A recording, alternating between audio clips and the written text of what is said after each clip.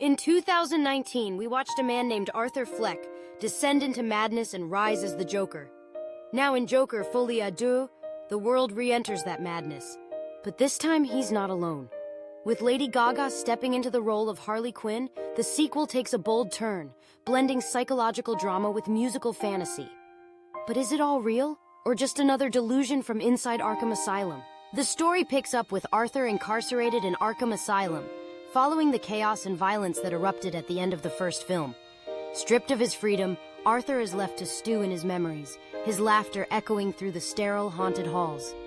Into this darkness steps Dr. Harley Quinn. She's a psychiatrist assigned to Arthur's case, meant to help him, to understand him, perhaps even to cure him. But as history and comics tell us, it doesn't take long before obsession replaces therapy. Harley finds herself drawn to Arthur's fractured mind, his charisma, and his pain. Her professional boundaries blur, and soon, the doctor becomes a patient of her own making. But this isn't just another love story.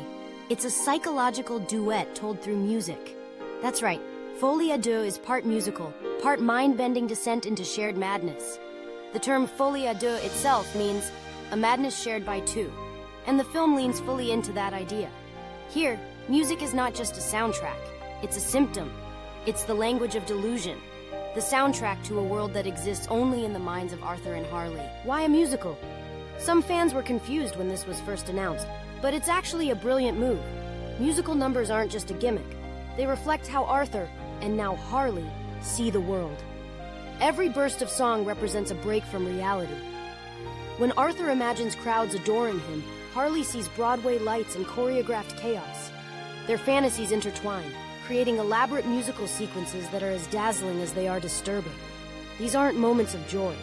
They're windows into the fractured psyches of two lost souls.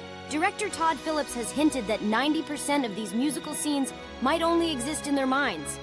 The audience is never sure what's real and what's imagined. Are we witnessing a genuine connection, or just the fever dream of two people trapped in their own madness? The musical twist becomes a narrative device, a way to immerse the audience in the confusion and uncertainty that defines Arthur and Harley's world. Arkham Asylum is more than a setting. It's a prison of the mind. We'll see most of the film unfold within its walls. That means confined spaces, flickering lights, and ghostly silence.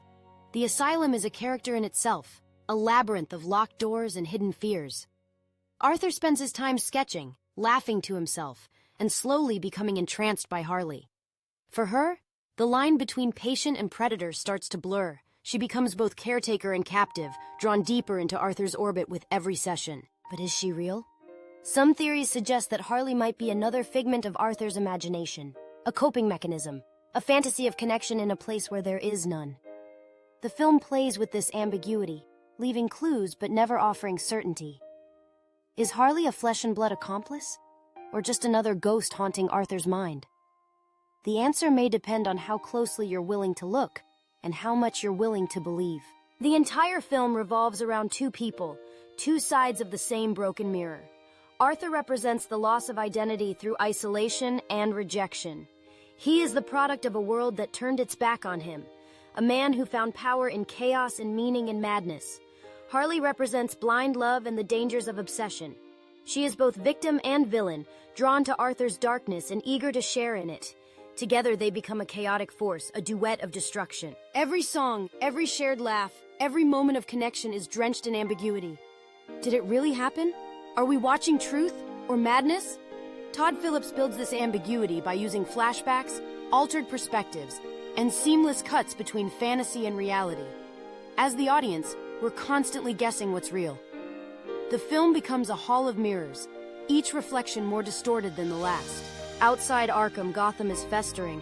The city remembers the Joker's riot. Copycats now wear clown paint. A revolution brews quietly, fueled by resentment and fear. News clippings on walls suggest growing unrest. Some call Joker a symbol, others a virus. Harley sees this chaos as romantic, a stage for their love story. Arthur sees it as destiny, the fulfillment of a prophecy he wrote in blood. By the third act, rumors suggest an escape. Whether they make it out physically or only in their minds remains unclear. But together, they spiral deeper. igniting Gotham once again.